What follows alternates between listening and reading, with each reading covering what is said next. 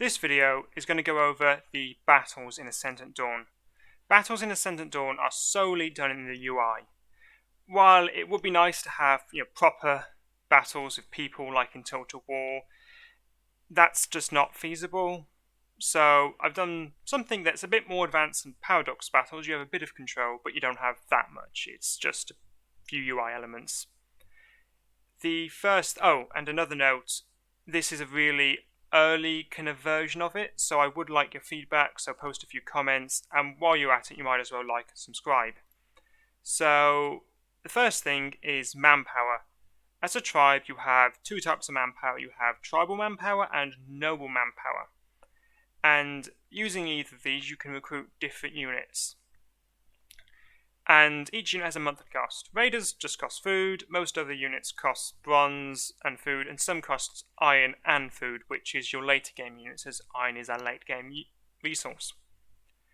When you recruit a unit, you don't have to pay anything for it. This is because there's kind of a niche case where maybe a unit would be recruited and then it would get destroyed because of population attrition, which is very complicated, but wouldn't be very fun to have your units you paid for just get destroyed. And you can see that, so I can make and unmake units as much as I want. You can also see that when I have them, I have a bit less manpower, well I have 100 less manpower, and I just have a little bit left. This isn't kind of just goes to waste. This is actually used in a battle. These turn into pretty terrible troops, but they're still there and supporting you. So for the battle, I'm going to use this example here, which is just a settlement in the tutorial level, which I think I will release as a demo later. So as you can see, it's got a settlement size of about 700 people and not much to it. I will actually just let the month tick over. And before you want to raid something, you obviously want to check, does it have any resources? So you can go into the trade screen and see, hey, it does have a bit of food and some textiles. So it's something you might want to raid. You then click the raid button, which has been kindly highlighted red to signify this is a nasty action. You click it and then you're in the battle screen. So yeah, this is not brilliant so far. It's got a lot of unfinished UI elements, as you can see from this. But anyway, the battle starts and you can see our units here and the enemy units. We have a few options which don't currently work. So we could, attack them more aggressively or be more defensive. And also, we're at distance 3 right now, so our units are quite far from theirs, which is an abstraction. As they get closer, they will be able to get into melee, and before that, they'll be able to throw weapons. So the next turn, we can see we've had a bit of skirmishing, and they've lost one of their noble militia.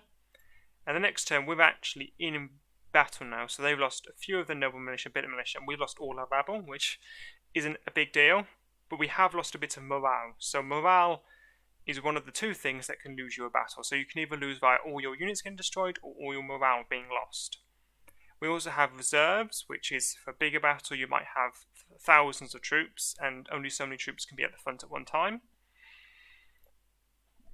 So actually I believe we just won because we killed so many of their militia that they lost entirely. So now we can continue, and this is way less finished than the actual normal battle bit, but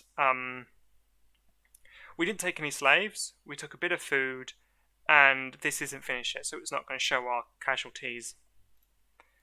Now they hate us, so now Adera hates us, now they're officially at war with us. I think if we go into the factions thing and go to Adera, they are attitude towards us war, and they have a -25 opinion.